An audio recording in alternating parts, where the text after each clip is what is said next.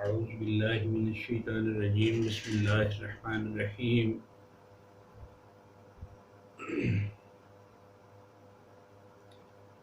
ہم پچھلی ویڈیو کے اندر یہ بات پڑھ رہے تھے کہ ان اللہ یامر بالعدل والاحسان، اللہ حکم دیتا ہے عدل کا اور احسان کا، اور تیسری بات جس کا حکم رب العالمین ارشاد فرماتے ہیں وَإِيتَاءِ ذِي الْقُرْبَى، اہل قرابت کو ان کے حق دینے کا۔ اس آیت کریمہ میں اس تیسری بات کا جو حکم دیا گیا کہ وہ غریب اہل قرابت کی مدد کرنے کا حکم دیتا ہے۔ قرآن کریم کا اگر گہری نظر سے مطالعہ کیا جائے تو معلوم ہوتا ہے کہ اس کے نزدیک انسانی اصلاح کا دار و مدار دو باتوں پر ہے۔ ایک یہ کہ انسان کا تعلق اپنے اللہ سے درست ہو جائے اور اس کا سر اللہ کے علاوہ کسی اور آستانے پر نہ جھکے، اور وہ اس کی ذات و صفات پر ایسا یقین رکھے کہ اس کا دل صرف اللہ کی محبت سے معمور ہو، اللہ کی محبت سے بھرا ہوا ہو، اور وہ اسی کے خوف سے لرزے اور کسی کا خوف اس کے دل میں نہ آنے پائے، اسی کا تقوی اختیار کرے، اسی پہ بھروسہ رکھے، اپنی ہر ضرورت اور اپنی ہر حاجت کے لیے اسی رب العالمین کو پکارے۔ اور جو دوسری چیز وہ ہے کہ انسان کا انسان کے ساتھ تعلق درست ہو جائے، وہ دوسرے انسان کے بارے میں اسی ہمدردی اور فکر مندی کے ساتھ سوچے جیسے وہ اپنی ذات کے بارے میں سوچتا ہے، انسانی رشتوں کی عظمت کا لحاظ کرے۔ اور قدرت نے مختلف ذمہ داریوں کے حوالے سے انسانوں میں یونٹ قائم فرمائے ہیں، واحد قائم فرمائے ہیں، اور سب سے قریبی یونٹ اس کے ماں باپ اور اس کے بیوی بچے وہ ہوتے ہیں۔ یہ اس کی پہلی ذمہ داری ہے کہ اپنے ماں باپ اور بیوی بچوں کے ساتھ اس نے سلوک کرے اور ان کی ضروریات کو پورا کرے۔ اس کے بعد درجہ بدرجہ رشتہ دار آتے جاتے ہیں کہ ان رشتہ داروں کے ساتھ اس کا تعلق ٹھیک ہونا چاہیے، عدل اور انصاف پہ مبنی ہو، حقیقت پہ مبنی ہو، کسی کے ساتھ زیادتی نہ کرے، نہ زیادتی اپنے ساتھ ہونے دے نہ ان کے ساتھ ہونے دے، اور ان کے ساتھ احسان والا معاملہ فرمائے۔ جہاں تک اس کا بس چلتا ہے ان کی بھلائی اور خیرخواہی کا سوچے۔ یہ نہ ہو کہ اس کے رشتہ دار تو اسے اس کمزوری کی بنیاد پہ نقصان پہنچانا شروع کر دیں، تو حتی الامکان کوشش کریں کہ وہ جس انداز کا بھی رویہ اختیار کرتے رہیں، لیکن اگر انہیں مالی امداد دیتا ہے، انہیں کسی اور قسم کی امداد دیتا ہے، تو وہ امداد باہم پہنچائے، جس طرح مصطح نے امی عائشہ صدیقہ پہ الزام لگانے والوں کے ساتھ حصہ لیا تھا، اور مصطح سکے بھانجے تھے جناب ابوبکر صدیق کے۔ حضرت ابوبکر صدیق کے دل میں بھی یہ بات گئی کہ مصطح کی مدد بند کر دی جائے گی، میں ان کی جو پرورش کرتا ہوں آئندہ ان کے ساتھ یہ تعاون نہیں کروں گا۔ تو نبی کریم صلی اللہ علیہ وسلم نے جناب ابوبکر صدیق کو اس سے منع فرما دیا۔ اور تین باتیں جن سے روکا گیا، وَيَنْهَا عَنِ الْفَحْشَاءِ، فحشاء کا مفہوم برائی اور بے حیائی کے سارے کام ہیں۔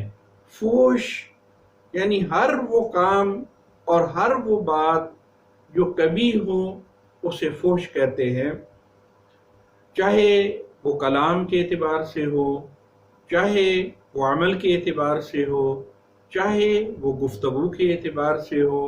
مثلا کنجوسی کرنا زنا ہے، برہنگی ہے، عریانی ہے، عمل قوم لوط ہے، محرمات سے نکاح کرنا ہے، چوری، شراب نوشی، بھیک مانگنا، گالیاں بکنا، بد کلامی کرنا، غلط قسم کی تحریر لکھنا، یہ ساری کی ساری فحش چیزیں اور فحش کلامی کے اندر آتی ہیں۔ چاہے وہ تحریر کسی کو ہنسانے کی بنیاد پہ اس نے لکھی ہو، لیکن اگر اس کے اندر فحش پایا جاتا ہے، کوئی لچ پایا جاتا ہے، کوئی ایسی چیز پائی جاتی ہے جس سے اخلاقی باختگی ابھرے، تو وہ بھی اس ضمن میں آتی ہے۔ رب العالمین نے فرمایا وَيَنْهَا عَنِ الْفَحْشَاءِ، اور حکم دیتا ہے فحش سے رک جانے کا۔ جھوٹا پراپیگنڈا، تہمت تراشی، پوشیدہ جرائم کی تشہیر، بدکاریوں پر ابھارنا، مختلف افسانے اور ڈرامے اور فلم اور عریاں تصاویر ان کو بنانا اور ان کا پھیلانا، عورتوں کا بن سنور کے منظر عام پر آنا، علی اعلان مردوں اور عورتوں کا باہمی اختلاط اور سٹیج ڈراموں پہ اکٹھے ناچنا، تھرکنا اور مختلف نازیبا حرکات کرنا، یہ ساری چیزیں فحش میں آتی ہیں۔ اللہ رب العزت نے ہر قسم کے اس فحش کام سے منع فرمایا ہے۔ والمنکر، اور منکر کا مفہوم یہ ہے کہ یہ معروف کی ضد ہے۔ معروف ان تمام اچھی باتوں کو کہتے ہیں جس کا ہر اچھی سوسائٹی میں چلن ہو، عقل سلیم جس کے صحیح ہونے پر ناطق ہو، وہ مزاج جو شریعت کے سانچے میں ڈلا ہوا ہو، وہ اسے قبول کرنے سے انکار نہ کرے۔ اس کے مقابلے میں منکر وہ ہوگا جو کسی اچھی سوسائٹی کا چلن نہ بن سکے، جسے عقل سلیم قبول کرنے سے انکار کرے اور شریعت کے سانچے میں ڈھلا ہوا مزاج اس سے کراہت محسوس کرے۔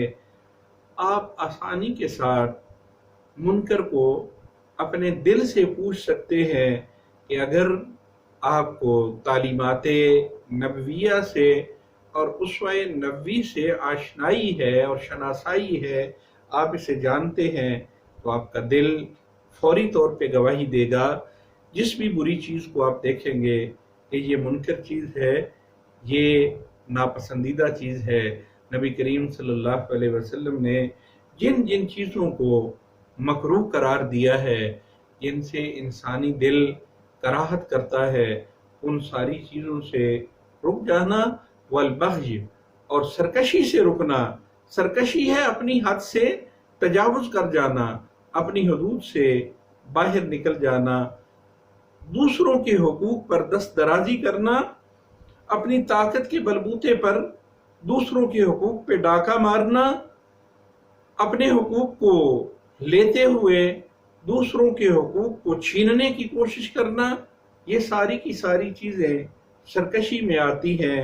چاہے یہ سرکشی معاملات کے اندر ہو، چاہے یہ سرکشی عبادات کے اندر ہو، یعنی عبادت صرف اللہ کی ہے اور سرکشی کرتے ہوئے انسان غیر اللہ کو اپنا معبود بنا لے، غیر اللہ کے سے وہ چیزیں مانگنا شروع کر دے جن کا مالک، جن کا خالق اللہ ہے، تو ہر قسم کی سرکشی سے رب العالمین نے منع فرمایا ہے۔